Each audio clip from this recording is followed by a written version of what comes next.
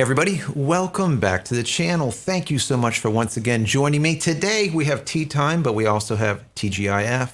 The end of the week, we're just going to get into a little bit of a discussion today. I did not promote this live at all.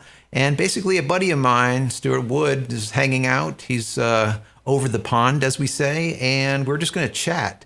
And just wanted to bring you guys along. So let me go ahead and bring him in real quick. There you go.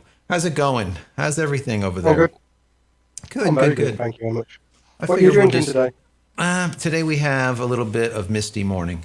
You know, I always like the little zing of the misty morning. It's good. It's really good. How about you? What do you have over there? Oh, I'm having the stuff I'm not supposed to drink. Oh, okay. All right. That's all right too. But like I always say, you know, you're overseas. You're allowed to have that stuff. It's still early for me over here to break into some Kraken or something. I don't know. But anyways, guys, just letting you know that we're just going to hang out just for a few minutes. I'm going to let Stewart say who he is and what he does and whatnot, his channel, and maybe his 15-second elevator speech or whatnot while we're waiting for people to come in here. Anyways, you got the floor. Who exactly are you? Why are you here? I'm the irritating one from England that pisses every company off he ever works with.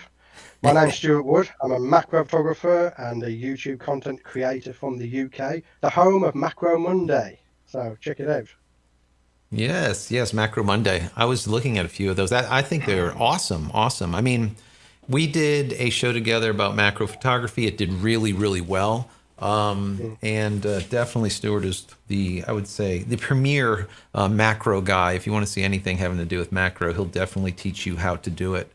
And the equipment that he uses is the Canon gear. But when it comes to macro, it really doesn't matter what you're using to capture the images. It's more about how you get there and how you do your setups, because setups and lighting is absolutely everything. I think you would probably agree with me there. Yeah, definitely. Light. It's the same with all photography. Yeah. Yeah, absolutely. CC's asking why do I sound like a Dalek. We'll get onto that in a bit. It's all to do with Adobe and how shit their software is. Oh my God. Yeah, Adobe's, well, you know, a couple years ago I did that Life After Adobe cutting the cord thing, and you know, it was massive. It really did well. Just people got sick and tired. There I didn't listen, which I should have really.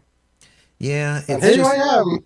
There you are, exactly. And that's what ends up happening. A lot of people don't, you know, Adobe is a really good company, or let's just say it's a bad company, but the software that they make is just so, let's say, mainstream that it's in all of the schools. The schools will just lie to their students and say, you know, if you don't know Adobe, then you're not going to be able to get a job anywhere. So, you know, you could learn something else. That's actually a lie. That's not actually a lie, because particularly in this country, I don't know about yours, if you go on any job center site looking at a job to do with anything to do with photo editing or video editing, you have to know the Adobe suite. You have to know it. Yep. It's actually a qualification that you need to get the job.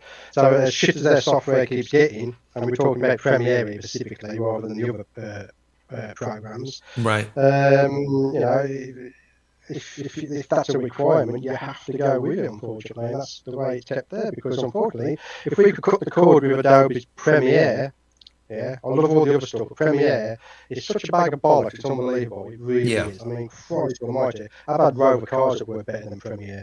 You probably don't understand that reference. Anyone from the UK will understand that reference, okay? You know what? And I know what you're talking about, because you put something into, just in case you guys don't know, I'm going to bring this up on my screen. Let me see here. So this right here, I'll throw you at the bottom and me at the bottom, just so we can sit here and chat a little bit. Let's see. I think that's pretty good. Okay, so this right here is our community, which is our creative community, creative Discord server that I created for everyone. And you can see all of these lounges or all of these little areas or channels where you can go into.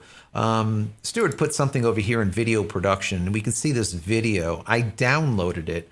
I'm going to play it for you guys. And this is why he's saying what he's saying. So let me hit play on this, and then you'll understand what we're talking about when it comes to Premiere. There you go. Yeah, well, that's a bunch of crap.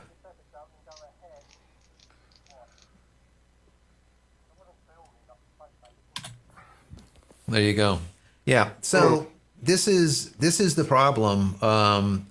For some reason, I don't know what it is, but it doesn't matter if it's Premiere. Premiere is always an issue, but even some of the other packages, Adobe just does not do a good job at weeding out all of the problems and killing or stomping all of the bugs. And the bugs just get worse and worse and worse. They fix the bugs. And then break something else. They introduce some other bugs. So, I mean, I got that bug, right? Now, anyone out there who's mildly technical when it comes to computers will instantly say either it's the drivers or the video card's bad, right? Right. Now, it's only doing it in Premiere. So if it's a bad video card, it'll be doing it on everything. Right. Same with the drivers, that'll be doing it on other stuff. It's only Premiere, and it's only when using the Mercury playback engine. If I turn that sucker off, you know, then it's I don't fine. get that, but it's dog slow, obviously. Right. But Right. coming back to Adobe Premiere, okay, this goes way back to let me think, 2003ish when you had Adobe Premiere Pro, and it was just a bag of bollocks. Right. You know? And the problem is the software itself does the job. It's more than accurate to do the job. The problem is on every update, there's something that you use that's vital to your workflow that's broken. So previous to this, I had an issue where track number 2 on the audio would just fade out and just wouldn't work. So you have to restart to get that working. And in the end, I started just skipping track 2 altogether. Yeah, right. So they fixed that. Before that, now if you color grade in Adobe Premiere, you got the color grading software, and then you got like a little preview window where you just click left, right on the different color grades. It shows you a preview what that grade will look like. If you use that, it will just crash out. Yeah. It's like, and we were talking before the pre-show, right? And I sat there, and since going pro, I can't think of a build of Adobe Premiere that has worked flawlessly with no bugs. There's always been something wrong with it. But before the color grading bug, I'd have another bug where if you had your project window open and you had it set to thumbnail, so you can see. I mean, I don't know what software you're using, but in Premiere you can set your thumbnails up so that when you hover over the clip, it'll preview the clip as you're hovering over it. Really useful for navigation. But if you had that set up, the whole interface would freeze up. Yeah, you know, I mean, I can just tell you when I went and did the whole cutting the cord thing, right, with Adobe. I ended up deleting all Adobe software off all of our computers in the studio. There was a lot of things that we did at the time, but I tested out a lot of pieces of software, and people were always like, they were hating on me. They're like, what do you mean? Adobe's great. Adobe's fantastic. Well, at that time, they went from Adobe Suite that we were paying like thousands of dollars because we had many different licenses, but just the suite itself is, let's say, $1,500 just for one. We were paying all this money every year. And then what happened is they went to this, pay as you go type of plan where you rent the software and you never own it. And at that point, I knew, and I even said it, I said, this is going to be the downfall of this company. They're going to make a lot of money, but what's going to happen is they will have even less of an incentive to actually make a better piece of software. And the reason being is they don't need to anymore. They get the money hand over fist every month, and they don't have to then promote to you a new upgrade from 5.0 to 5.5, from 5.5 to 6, 6.5, whatever. They don't have to sell you anymore an upgrade because it's just, you just keep on paying ad nauseum. Now, I ended up going with DaVinci Resolve for my Premiere let's say use. And DaVinci Resolve, I was using it prior to that to do color grading because it is by far the de facto color grading package out there. And DaVinci is free, so you can test it out to see if it's something that you like. But it is still what I'm using today, now that I don't use any Adobe software at all. But I'm going to actually work on a new Adobe Cutting the Cord, Life After Adobe Cutting the Cord series. I've been working behind the scenes on a bunch of different pieces of software. And I'm going to show you guys a whole bunch of free alternatives as well as some paid alternatives. But the thing is I will not review or suggest any piece of software that you cannot purchase and own. And then at your will, you can upgrade it if you want. If you don't want to upgrade, you don't have to, right? No more lease no more rent a car type of thing where you just never own anything and you give it back. You end up with nothing. We don't do any of that. So it's really been great.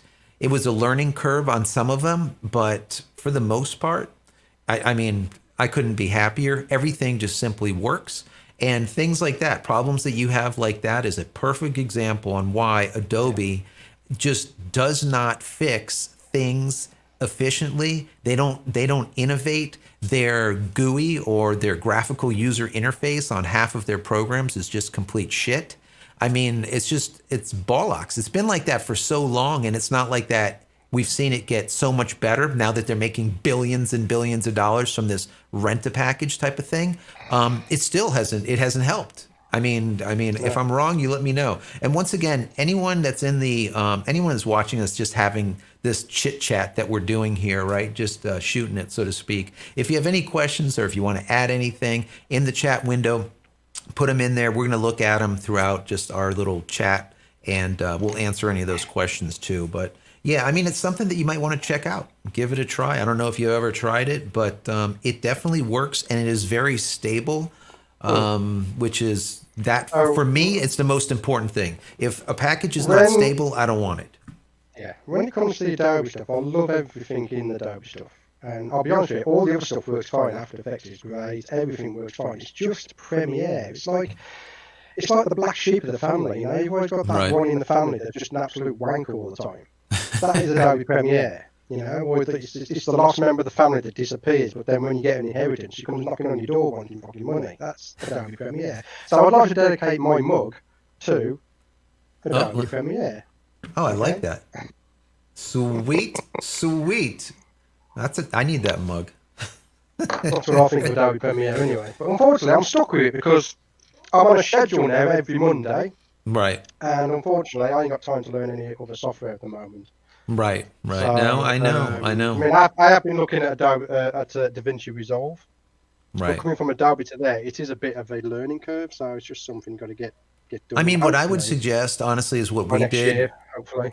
Yeah, what we did over here is we kept on using Adobe for about a month or two as we transitioned.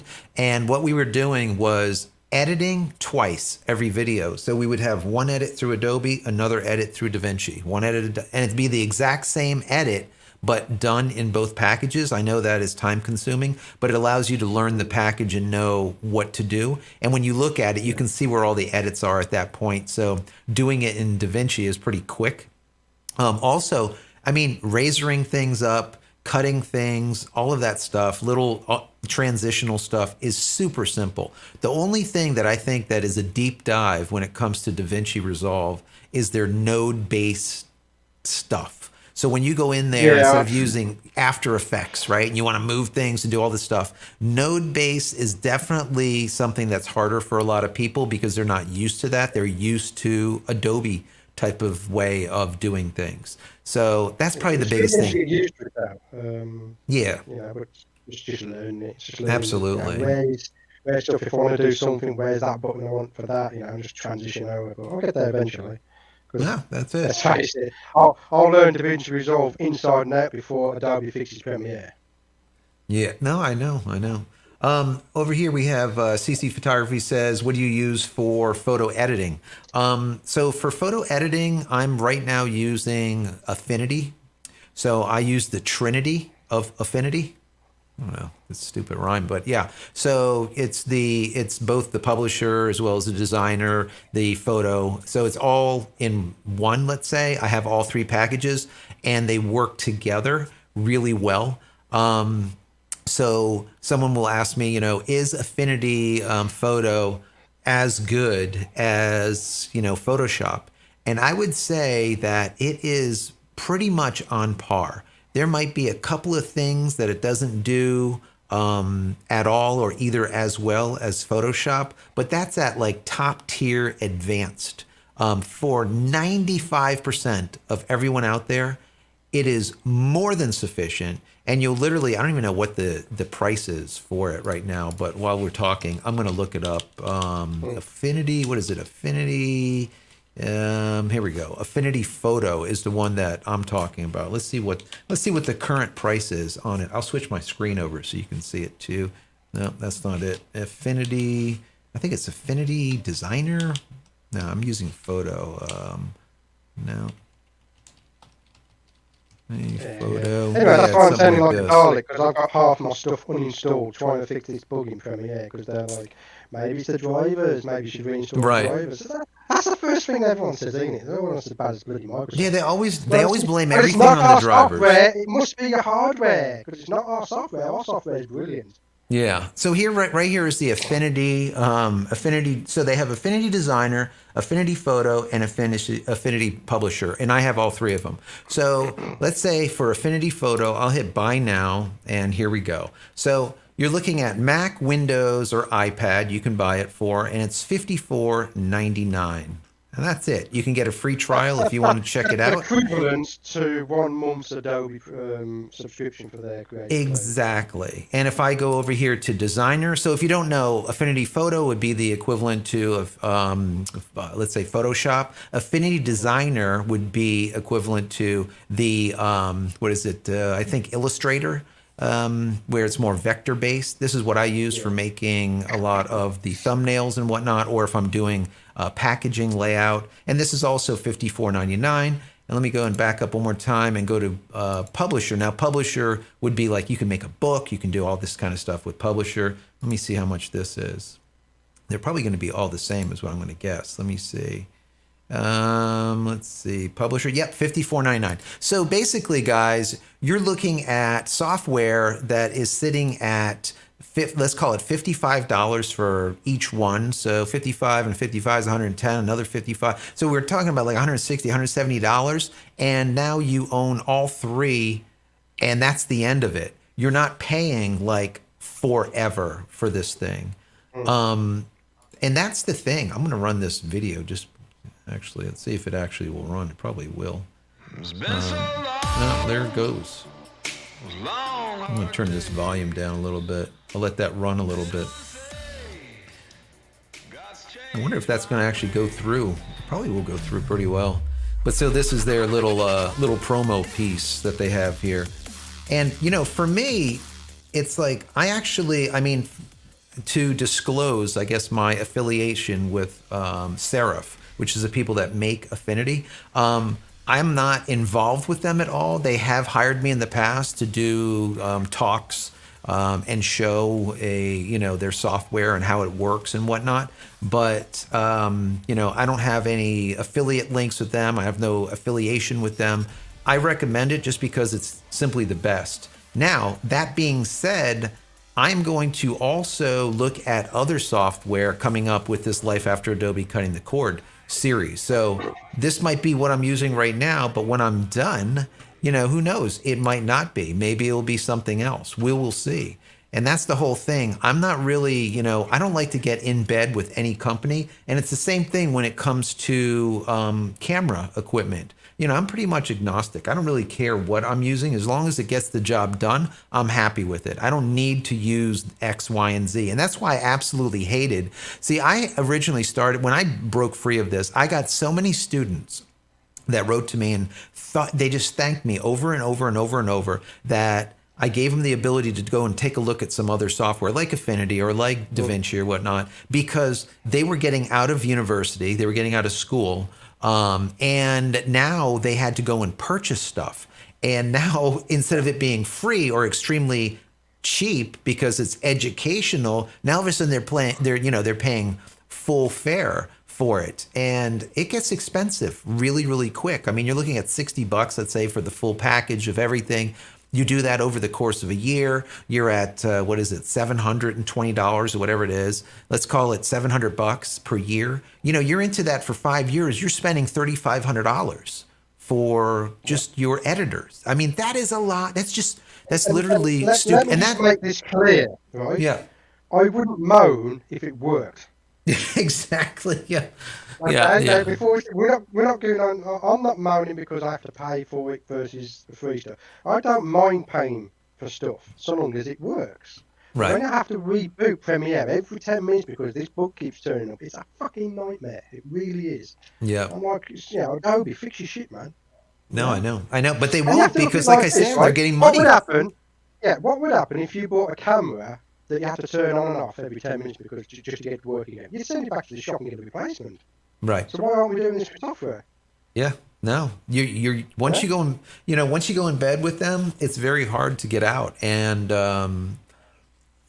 Actually, people it's quite easy to get out of them. You just cancel your direct debit. that well, And that's then you that's go on the it. chat and say, That's it. I'm not paying for it. And they go, well, you have to pay, say, $200, $300 to end your contract. And you go, up yours, bitch, because your software doesn't work. It's not fit for service. It's not what I signed up for with my Right. contract. So therefore, I am cancelling the direct debit, and I'm not owing you a penny because your software doesn't work. Right. So what And I ends might up do that happening eventually. is people get locked in to packages based on a Mhm. proprietary file type. So let's say, for example, you're doing Photoshop and you have your PSD, right? Or you're doing Premiere and you have your Premiere, whatever it is. Let's say it's a PSD.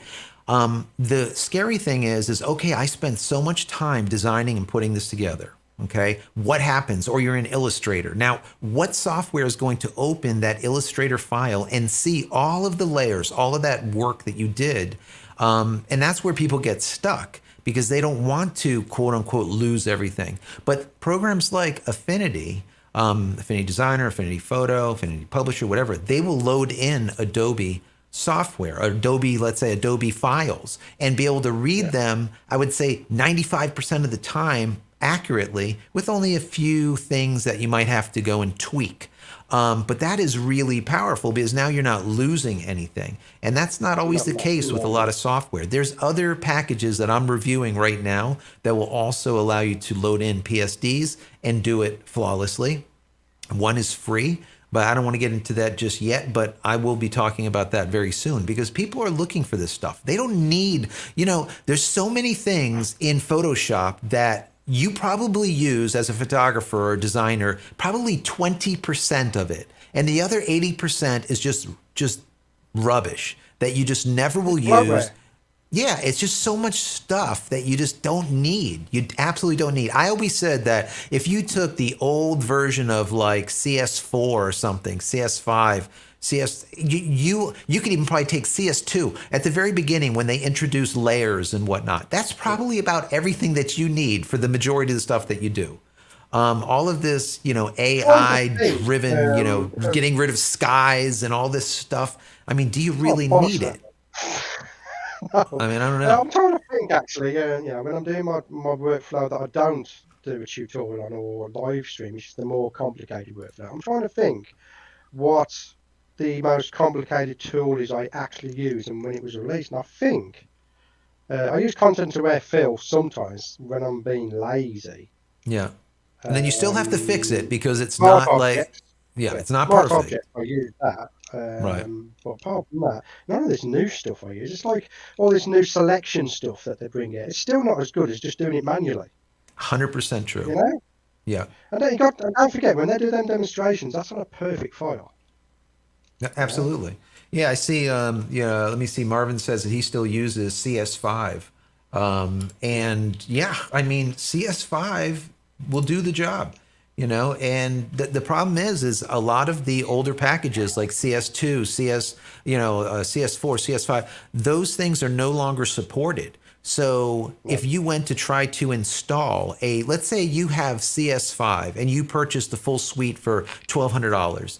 If you went to go and try to install it today, Adobe's going to say basically, screw you. You need to go to CC. We're not going to authorize it. And then what they'll say is, oh, our servers won't allow that authorization. It's like, well, why not? I bought it. They don't care that you bought it and you paid for that. It just doesn't matter. Oh, we only support 6 and above or whatever it is. So any of the older stuff, you can't even use it. The people that are actually doing well are the people that are bootlegging it because they can go and install CS2 today and the thing will still work, as far as I understand. I don't do it because I use all of this, other software that I just buy that just I don't have to rent. But I've heard this a lot, especially from people overseas that really don't have the ability to buy Adobe in certain countries. And a lot of that stuff they get is counterfeit and it just simply works. Now, obviously I don't I advocate actually, that. before, yeah, running up to when I started YouTube, before becoming a professional, yeah, I actually had a legal way of using the latest Adobe software without paying for it, Hmm. which was quite funny until they blocked it. And that was because you used to install it and it used to put it into the registry a 30-day trial, which they don't do no more, so I don't think it works anymore. Well, I used to just format the computer every 30 days, reinstall it. Well, yeah, yeah, yeah. You could do Yeah, that. the, Yeah. the crazy things you do to learn software, when because you got to think about it, right? You got to learn the software to be able to get a job to pay for the software. Do you know what I mean? So where you get Yeah. the software from in the first place to be able Yeah. to learn it. So that's what I used to do. I used to just I created a ghost image of my hard drive exactly when all the drivers were finished installing. And Right. as you probably know, when you redo a ghost image of your operating system, it only takes 15, 20 minutes to reinstall it. So once a month, on a Monday, I'd reinstall the operating system, stick Adobe back on, and away I go for another 30 days. No, I absolutely. don't Yeah. think it works now. I mean, I don't know if someone could try it out. I don't think it works anymore because No, it because goes what to your it's email always address there phoning instead. home. So what happens is Yeah. like when I shut down Adobe, everything, I literally canceled the membership or whatever subscription. Literally within 15 minutes, all my stuff was dead. It said, "Hey, yeah, I see that you cancel your membership. Go to this site and re-up your membership, and then you can go back in." And that was the end of it. So the software is constantly phoning home. Are you paid for? Yes. Are you paid for? Yes. Are you paid for? Yes. And as soon as it says no, boom, it's off. So Yeah. yeah, that's basically how it works. Let me see. We got do Luminar. Luminar is not bad. I don't mind Luminar. It had some deficiencies when it came to editing. It's not a photo editor. It's more of yeah. I guess it's like a photo. I would call it like a raw creator or editor. It's not like a Photoshop. It's more like a Lightroom alternative, which is good. Luminar I isn't have I have bad. actually I've got to do a new video on Luminar on the new PC to see if it's any better than when They're I last just tried it. Because when I tried it last yeah. time, it was I was completely gonna do trash. I was gonna do a whole report on it last week or the beginning of this week. There's issues with Luminar, and I'm not going to get into them right now. But And people are not by the way, happy. don't trust anybody who's doing videos on Luminar that have affiliate links. Okay, Absolutely, don't trust them absolutely. So the because they problem. they approached me. I mean, I put out a bad video about it because Yeah, when I loaded it up, there was bugs all over the place. And I will admit, half of them is because it was on the old computer. And I right, sat down. I'm like, well, if you're touting this as a Lightroom replacement, Lightroom works on my old computer. Yours doesn't. So technically, what's that all about? But then they approached me about pushing it out, and they were giving me affiliate links and all this shit. And I'm like, it doesn't work though. Yeah, it right. doesn't work. And then I had a meeting with them over Skype, right? And you'll laugh at this, right? The lady that I dealt with, I'm not going to name names, but she was all very pushy. I want you to do more videos about it. Here's your affiliate link. You can make a lot of money from it. And I'm like, I can't push out a product if A, I don't use it, and B, it doesn't work in the first place. And while I Right. was discussing that, her copy actually crashed and she had to restart the computer. Wow. Wow. Like, she came back and I'm like, see, that's what I'm on about. Yeah. Yeah. Yeah. And So I'm like, if you because guys you'll see. see affiliate links on my videos, right? You'll see affiliate links. Mhm. But I only push products I either use or believe in. Right. I No, actually took I the affiliate agree. links I off the agree. Luminar because I'm like, I yeah, just this pulled isn't up working. Skylim's site. The problem with Luminar right now, and a lot of people are right now on the fence with it, is because they kept on doing this whole Luminar AI, Luminar Neo now, Luminar that, and they kept jumping. And instead of pulling their community with the package by doing upgrades, let's say numeric upgrades like Lightroom would do, 5, 5.1, 5.2, Yeah. 5.3, 6, 6.1, whatever. Instead, they kept on changing the names of the package and just adding in little nuances, remove the sky, do this, do that, whatever. And then they would change the name and make the people rebuy it. People are pissed off. Yeah. And That happened from, I think it was 3 and 4. The bugs that was in 3, they fixed for 4.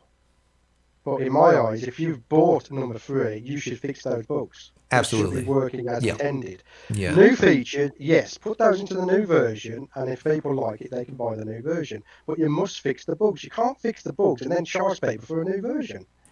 Right. And that's what they were doing. And so people were getting kind of, some people are frustrated with them right now. So it's like, I don't want to say anything until I get a little bit deeper into it. But that's kind of like the skinny behind what's going on here over, at the, with Luminar and Luminar AI, Luminar, Neo, Luminar. So we'll see what ends up happening with that. Can you?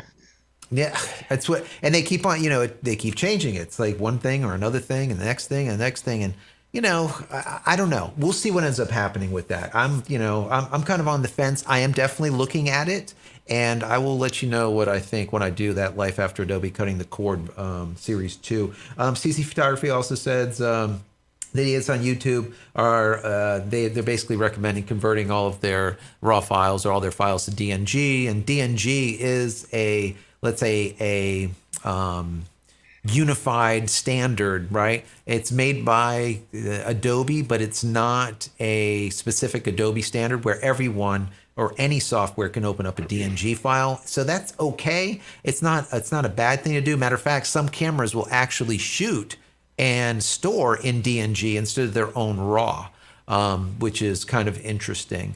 But once again, you're throwing all of you're throwing all of the weight over to Adobe to continue with DNG, and that if it was an open source type of format, then I would say, okay, I have no problem with that. But whenever you give a company keys to the castle, you have to be leery with it. You have to be. There's no two ways about it.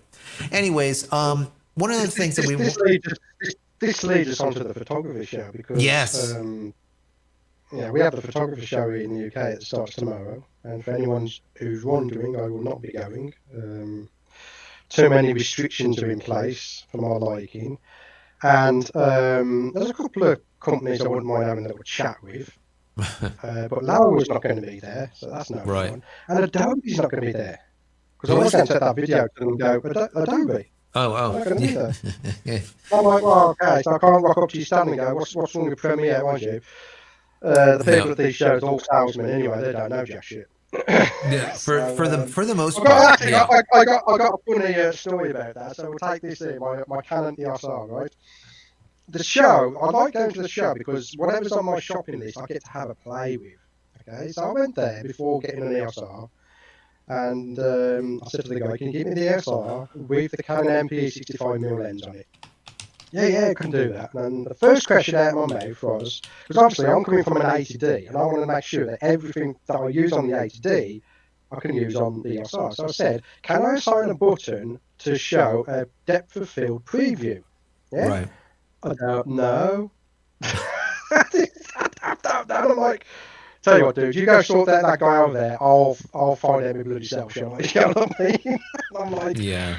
Over you don't really get anywhere if you're going over there just to promote stuff, Yeah, I can completely understand that you're thinking twice about going to the shows. I mean, over here in the States, I did a couple of pieces in the last couple of weeks, and I talked about how I do feel that photography shows and a lot of these conferences and expos and whatnot are going to close. They're going to go the way of the dodo bird, go the way of the dinosaur. They are going to close. They cannot stay open with the abysmal, number one, traffic, and number two, the companies are not showing up. Now, I talked about WPPI, which is for wedding photographers on the West Coast.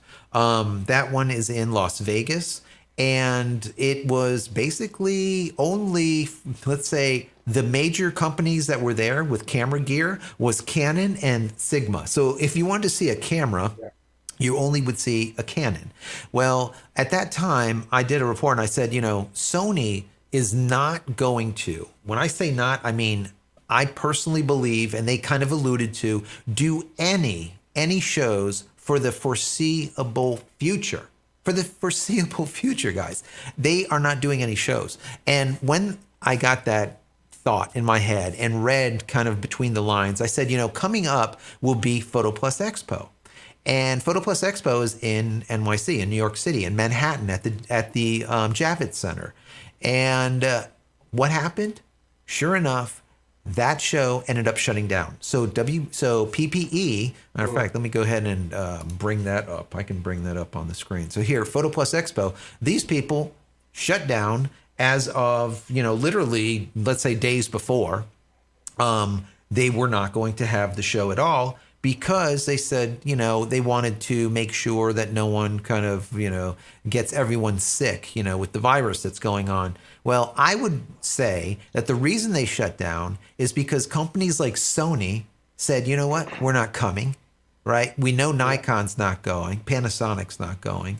A lot of the companies weren't showing up. The only one that possibly would have showed up would be Canon, and that would be it. You can't do a photography show with like one or two manufacturers there. You just simply can't. It's just not going to work out. You're not going to make any money doing it. And I think that's what's going on. They tried going virtual, Stewart. They tried virtual last year, and the thing was a bomb. I mean, there's not enough The reason people. we go to a show is to get your hands-on feel. Exactly. For instance, you look at the Sonys, not the new Sonys, but the older Sony bodies, right? It's like Marmite, you either love them or you hate them. I didn't like them. I didn't like the feel of them in my hand. No, I wouldn't be able to tell that from a virtual show. I'd end up ordering it, getting here, and then thinking, I don't like this. You know what I mean? Right. And it'd be the same for the new one. I would really like to get hold of the new one in my hands to see have they fixed the problems for me. I've got that stress for me. Okay, okay. Just because I don't like it doesn't mean anyone else does. Right. It's like that. So you get hands on, and it's because of the current world situation that I'm not going. My mental health is at an all-time low at the moment because of everything that's been going on with my family this year. It's just fucking mental shit going on. But I got as far as filling in the form. I filled in my details, and right at the bottom, I mean, well, one, you got to have a passport. Yeah. So you got to have your virus passport or a negative test. Everyone who's on the stands, I believe, are going to wear masks. Now, for me, that's a no-go. I don't like having conversations with someone who's wearing a mask. I can't see their facial expressions, yeah? Right. But I was like, well, I could possibly get past that, but the part I can't get past is on the entry form to get your entry ticket. They want to know what day you're going to turn up and what time you're going to turn up. And I'm like, I don't bloody know that. You know what I mean? I don't know what day I'm going to go. I might go tomorrow, Sunday, Monday, Tuesday. I don't know what time I'll get there. Do I want breakfast? Do I not want breakfast? Have I got babysitters for the kids? I don't know what time I'm going to be leaving, what time I'm going to get there. It's so crazy. I sat there and I thought, you know what? This ain't worth it. No, no, it's not. It's not. I mean, that's the same. It's the same thing that's happening here. They're trying to also do this whole passport thing, or a card that shows that you've got the shot, or that you can prove that you're negative. We have a couple of family members where their companies now are either mandating it, or you have to show that you're negative once a week. And they basically said that they don't want to pay for it, that you have to pay for it yourself. I mean, I told everyone, matter of fact, on the channel a couple of weeks back that, I was in the hospital with my mother. She's 85. Literally the entire ER was full of people that had the virus. And I was talking to the ER doctor, two of them. And I'm like, geez, this is a lot of people. And he said, yeah. And he said, the funny thing is 76% of all of them were already fully vaxxed. I'm like, well, how is that? They keep saying that this thing doesn't, you don't get it. And the bottom line is, it's not that you don't get it. It might mitigate your symptoms once you do get it, but you will get it no matter what, pretty much. So, exactly. And that's why I always have a problem when they, I had to phone my doctor up about getting this thing removed off my face. And they're like, we'll do a phone chat about it. And I'm on the phone to my doctor, and I said, can't I do this in person? Because I like to see people's facial expressions, again, going back to the problem with the masks. I like to see people's facial expressions. I'm a bullshit machine. I can tell when people are jacking me off, you know what I mean? And she turned around and said, I can't, I'm working from home because I've got COVID. And she's double jabbed as well. I'm like, okay. No, I know. Yeah, it's crazy. It's crazy. So It's I don't know mental. what's going to go on. I wish that they would just figure this whole thing out so we can go back to some type of semblance of I don't think it's going to get back to normalcy. normal. But There's people making way too much money out of it. I can't see it yeah, getting back to you know normal. what they say about Pandora's box, right? So, Yeah, yeah. Let's talk but about some more happier stuff, shall we? Because we're getting quite absolutely, morbid. yeah, we don't want to get morbid. Absolutely. Let me ask you. Um, what do you think about the? I know that the R3 is set to come out. I did a whole thing on the the EOS R3. I'm sure you're getting questions about: Are you going to purchase the R3? Are you going to grab the new macro? RF 100 and all these type of questions. So I'll Right, give you the that's floor two on different that. I want questions. to know you Let's talk. Okay, two that's two different different questions. questions. Okay, let's talk about the R3. That's a don't care. So let's talk about the macro lens. Now the R3, I mean, don't get me wrong, it's a great camera, but listen, if you've got a use for it, buy it. If you haven't, stop bitching about it. As simple as that. Okay, Right. it's a great camera. It does what it's supposed to do. What else do you need? You know, I mean, if you want to bitch about the price, then who cares? If you want to bitch it doesn't do this, who cares? The other thing they're bitching about is the megapixels. Don't care. Don't care. I really don't care. I really don't. Yeah. Matter of fact, I just pulled up. I use tools that I find are the right tools for the job within my price range. Okay, because the R5 is a great tool for the job, and I ain't going to be buying one of them anytime soon. You know. Right. And it's the same with the R3. Now, if you used to slap that in my hand and say, "Would you want to use that?" Hell yeah. Yeah. Slap it in my hand Yeah. and say, "Do you want to give me $6,000 for it?" Hell no. Yeah. I mean, I that's don't buy a it. new bloody car, you Yeah. know. But at the end of the day, if anyone's buying it, then that's up to them. It's the right tool for their job. Let them buy it and get on with it. So stop with the Yeah. bitching and don't No, I, start all I that hatred agree. I online. agree. I mean, the Now, camera is 24 megapixels and it's not the 50 megapixels that we saw with the, with well, the, who cares? yeah, well, that's the whole thing. And that's what people were saying. Well, why is it 24 megapixels when we see that Sony ended up, doing a 50 megapixels, with their, Because with the their alpha? R1 will be the Ex- higher megapixel one. That's That's exactly why. right. And people Okay. don't get that. They don't understand that. We get these questions over and I over. And honestly think, and we've talked about this before, I honestly think this R3 was actually the R1 until Sony released their high megapixel one, and then they thought, it, oh, hold on a minute, we it better could be. redesign this to be a higher megapixel. Let's call this the R3 instead. It could be. You know, Yeah. I honestly think that's what it is. That's Just like a what it is. bridge camera basically into the R1. But the problem that I have is Hmm. this is so expensive at 6,000, where in Sony's sitting at 6,500. They're not going to put an R1 out at $500 more than this one. They just can't do that. So the only thing that I can think of is when an R1 comes out, this 6 grand Seven, turns eight into grand. like 5 grand, and then the R1 goes to 6,500 to match the Mhm. Alpha one. I But mean, I don't can't and let think me of get any on other way to back do it. onto let me get back onto this one. Same with any Sony camera or any Nikon camera. If it does the job and you're a professional and you can afford it, then who cares? No, You know what I mean? absolutely. No, it's true. It's true. You I don't know, I really mean, care. if you want an R, if you want to spend 8 grand on an R1 and you're earning 10, 15,000 a Yeah, month who through cares? doing weddings on it, who cares? You know what I mean? Yeah, I Go mean, for it. I I mean, won't be I getting one, obviously. absolutely. I mean, I bring in for all of my, for many many years, I've been shooting Hasselblad. So for all of the, fashion shoots that I do for fashion photography, anything that's really high end, I'll use Hasselblad. Those cameras, Hmm. literally, when we rent them in, we rent in one or two Hasselblads. We bring in anywhere from 3 to 5 lenses. We're looking at anywhere from about 90 to like $110,000 worth of equipment Yeah. every time that we do it. We're not going to bring in that type of money and just let it sit here and just you can hear it age. You can literally hear the money just trickling out of your wallet every day as it just depreciates continuously in value. So that's why when I was looking at the Fujifilm with their GFX line, 100 they're 100 megapixels. Yes, those sensors are not a full blown, let's say full size sensor that you would see with a medium format on a Hasselblad, but it's pretty damn good. And that Hmm. camera and like the new that 50 megapixels that they come out with, which is the what is it, the GFX 52 50S Mark II, that camera is just badass. So I want to see what they do with the R version of that, the next I version mean, of their R. So we'll see. I've not been keeping up with the hardware that's been coming out, quite frankly, because I don't care. Right. Yeah. Because I've started going down the route of the final image is what's important to me, rather than the equipment's been taken on. You know Right. what I mean? Yeah. Yeah. It doesn't matter. Obviously, if a new lens comes out, obviously I keep an eye on that because of doing reviews and stuff like that. But when it comes to bodies, um, if a new R body comes out that does 4K at 60 or 120, I might be tempted. But I'll be honest with you, I mean, I'll let it out the bag anyway, right?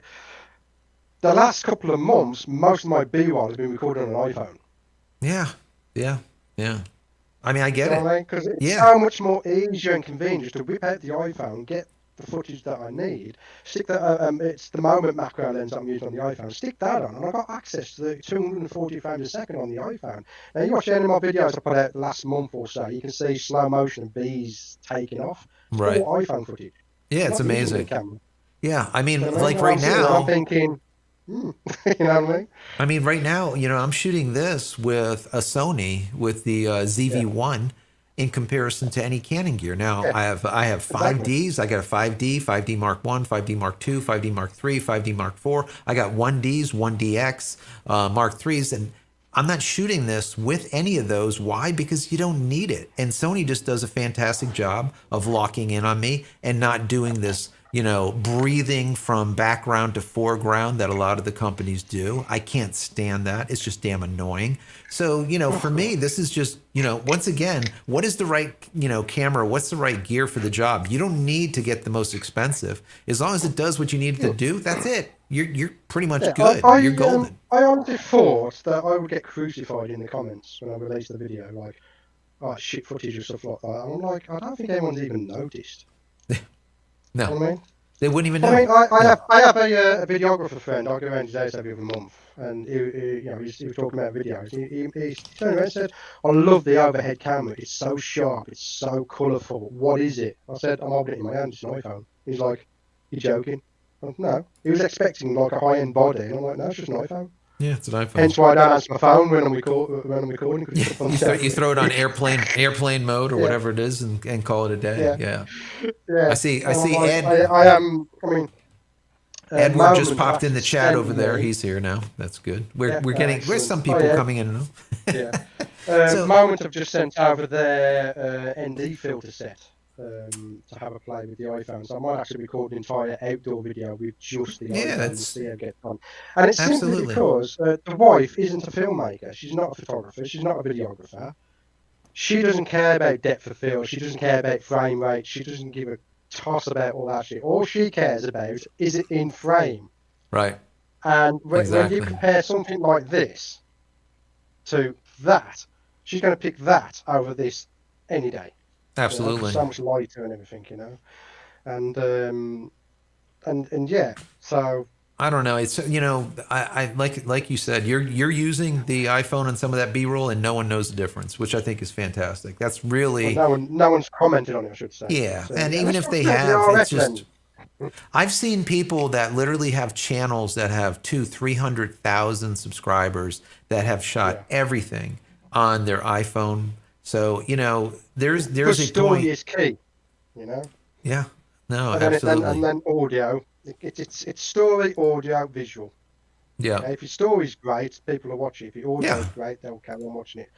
If any one of them three flutters in that Yeah, and order, then it's a you're then it's a screwed. different story. People were like, I don't know. I Yeah, know I compared the Canon EOS R3 against the Sony A9 Mark II because they had basically the exact same sensor in them, 24 megapixels. They literally do almost the exact same thing. And so for me, I thought, well, hey, let's compare those two cameras together. And that's basically what I did. People are like, you shouldn't do that because, that's an older camera. The Sony is 2 years old. The R3 is, brand new or not even out yet, but let's just say. And I'm like, well, it's still it's still apples to oranges, but at least it's closer. And it's very hard to go and compare the R3 to an Alpha 1. You're just not going to do that. It just doesn't make sense at all. So, but for over here, I know you've done some new things into your studio. I did some new stuff here behind me. I've been working at it. I always like to keep stuff fresh. As possible. So I know you've been working on it. I've been working on it. I've been getting a lot of comments from you guys telling me what to do and what not to do, or if the audio doesn't sound right or whatever. The other thing you're talking about with just being able to just turn a camera on and just shoot, we see that the GoPro Hero 10, I just did a news kind of report on that yesterday, I think it was. The Hero 10 Black is coming out, and that damn thing looks fantastic according to the specs. But we always know that GoPro, it has glitches. Sometimes you end up with issues. Sometimes you end up just where it's just not good enough, where the quality is just simply not there. But for me, I have a whole stack of GoPros, and I use them like diving. I use them in, extreme circumstances where you just can't, you don't want to go put, $1,000 worth of kit on top of a bike and go through the woods or something and go beat it up. So, but then again, that new GoPro is like, what is it, $400 or $500? You start adding accessories, all the accessory stuff on there and all that stuff. It gets to be expensive really quick too. So, are you going to look at any of those? Do you have any GoPros? No, I've got none at all. Yeah. I could possibly have a use for them, but I don't go jumping off cliffs or anything, so I can't see a point. I mean, I wouldn't mind having a GoPro to stick on my camera so people can get a camera's eye view, because unfortunately, the wankers over at Canon disable your EVF if you plug in an external recorder. Right. So unfortunately, when you see my videos, you see my EVF, that's actually recorded afterwards, because you can't record it at the same bloody time. Sony, now you can with Sony. Which is why Sony, I mean, if I had the money, I'd have a Sony, hands down, right? I don't know if it'd be my main camera, but from an educational point of view, the Sony is brilliant because I can record the EVF as I'm actually taking the pictures. Right. Do you know what I mean? That's right. valuable. But yeah, I can't see a use for a GoPro, I'll be honest with you. Not in my situation, that is, anyway. Yeah, I mean, I've had people that I've worked with on some really big fashion shoots for fashion designers, and what they'll do is they'll take a GoPro and stick it into their hot shoe, roll that, continue, just let it roll all day, and then later on they'll use that as B-roll, so you can actually see the shot, as they're moving around. Yeah, exactly. The models. That's what I would like to do. I won't be able to stick on the hot shoe because they're using flash, but maybe I'll stick it to the front of the flash. Right. Yeah. Or just put a little rig. Anything, so, like one of those. Rig. No, it's called a hot glue gun. That's everything. that rig works out good too. I'll just stick that shit. I don't care, man. I really don't. Well, let's get onto the RF lens, because people keep asking me about the. Yeah. Let's talk about the RF lens, and then we'll go ahead and cut it.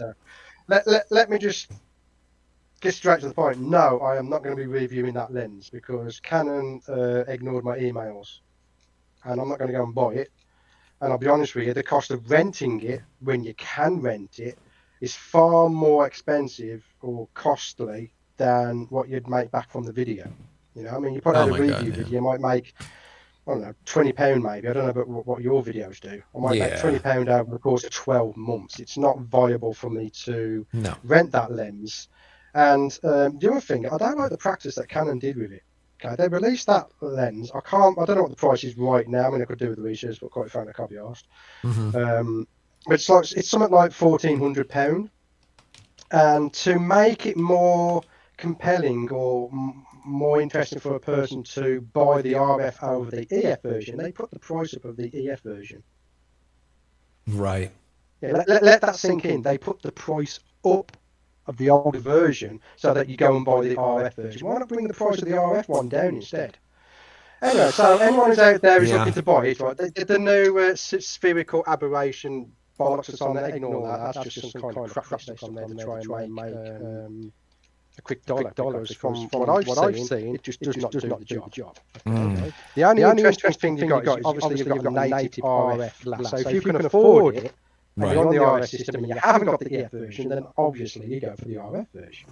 However, if you've already got the EF version, okay, and you want that 1.6 magnification, then keep your RF glass and buy an add-on filter lens like the Nissi. This is the Nissi close-up lens. Mm-hmm. You stick that onto the front of your lens, and you're going to get the same magnification with no loss of quality. So So the magnification on that lens is what, it's 1.4? 1.6. No, 1.6 isn't it? Or is it 1.4? I think it's Oh, I one don't know point. Yeah, yeah, anymore. yeah. Well, I think it's 1.4 maximum magnification. Matter of fact, I brought it up on the screen here from Canon. They want 1,400. They want $1,400 for it. Yeah. What's the magnification on that? It says 1.4 maximum. Yeah, if you get the Nissi add-on filter or any of the others, to be fair, and stick it on the front of your old 100mm one, you'll get more magnification on that than you would do buying that new lens. Yeah. But let's talk about the elephant in the room. What was it, $1,400? $1,400? 1,400. Yep. When you can have one of these bad boys instead that are 2 times macro.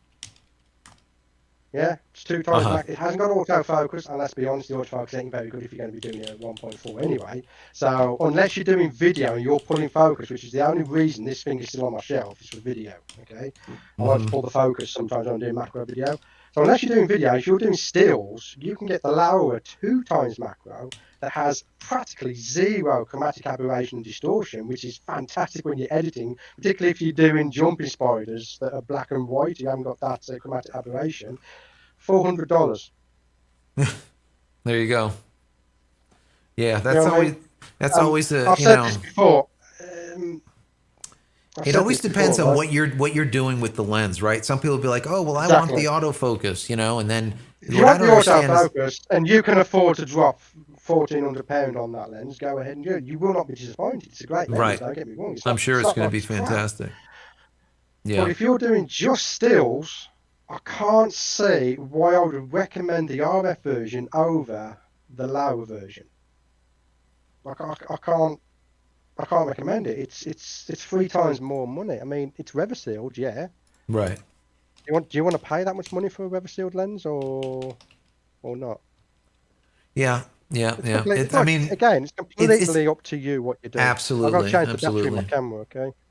Yeah, I mean, some people. Yeah, go ahead. Some people will look at the lenses, and I've talked about this many times in the past. I say, buy. I did a whole video, matter of fact, on this about the lenses that you have. There's probably about 3 lenses that you need, and that's it. Like the Trinity. Maybe like a quick 50. Need something wide. You need something like in the middle, maybe like a 24 to 70, and then a 70 to 200. I mean, that's pretty much what you need, unless you're a birder or, you need something really long. Or if you really need a macro because you're doing like what Stewart does with his jumpy spiders and whatnot and all of the macro work that he does. So there's not that many. And what happens is you'll get people that just buy and buy and buy glass and it Mm. sits in the cabinet and they really don't use it. And then they go and they look at their pictures. I tell people this all the time. Go and look at the XF data in your pictures, okay? And look to see what lenses you use for the majority of them. And what I found is that a lot of the people, what they've found is if you purchase like a 24 to 70, for example, if you have that lens, the majority of the photographers out there are using their 24 to 70 because they have something wide or pretty wide on a Mm-hmm. full frame. They have their 50 right in the center. And then they have their 70, which has got a little bit extra reach to it.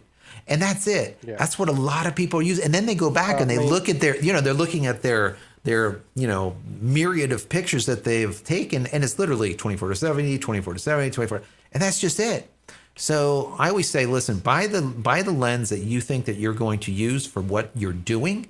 And that's it. Don't buy all of this stuff. So many people have literally 10, 15 pieces of glass yeah. and they're like, in the tank for 5, 10 grand. And, I'm one of them. And then later on, I look in the, I look in the cabinet. I'm like, Jesus, I haven't pulled that lens out for about a year. Oh, that was a specialty lens, Yeah. and it just sits there for I two I grand. haven't got my Holy Trinity of lenses because for me, macro Holy Trinity, Mm-hmm. 100 to 400. I haven't got that yet. Then you want a 100mm lens, and when you get to the one, the second lens, we're talking magnification rather than millimeters. I mean, it all depends on the subject you're photographing, because if you're photographing skittish subjects, you want like a 180 millimeter lens, but if you're not, you can get away with 60, 100. But yeah, you got the 100 to 400. That's for your dragonflies, your big ass things. Yeah, you could zoom in, stick a close-up lens on that, and you get even closer and that. Then you got the 100 mils, which is the 2 times, or in the case of the Laowa, sorry, that's 1 times. In the case of Laowa, it's a 2 times lens.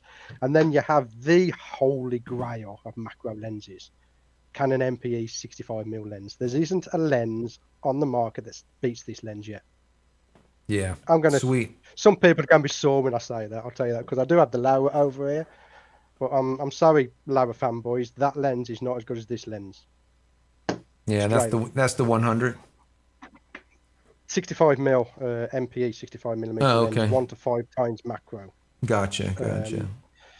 I mean, I've got a review coming out of the Laowa one. It's a brilliant lens, don't get me wrong, but it's got some issues. Yeah, no, it is what it is. The Well, guys, magnification range is a bit of an issue, and the manual aperture ring, they're stuck at the front of the lens. Why the hell? yeah, just sometimes these companies just do crazy stuff, and then you look at it, you're like, why would you do that? I don't get it. Yeah. But anyways, we've been going for about an hour. What I want to do is have you kind of tell people where they can find your Macro Mondays. What's the best way to find you? Anything else that you want to talk about? And we'll kind of close up shop Normally, I'd here. say go to my website, but I haven't updated it for 3 months. So I wouldn't bother going there. Plus, half the time it don't bloody work. I'm honestly thinking about switching over to Squarespace again. It's a WordPress one, and the hosting was great, but then after the 1 year was up, it started slowing down and slowing down Right. and slowing down. And now I look at it and I'm just like, I can't really be asked even dealing with it. So Horrible. Yeah, best place is just go on YouTube and type in Stewart Wood. It'll pop There you go. up there. Excellent. Yeah, and so every Monday you have something new having to do with macro photography coming out, which is awesome, which is really awesome. So anyways, guys, I hope you've enjoyed this. Obviously, this was not something that we planned. I called or we got together through Discord. Did we ever plan it? Well, last time was kind of a little bit with the macro, with the jumpy spot, but yeah, for the most part, no.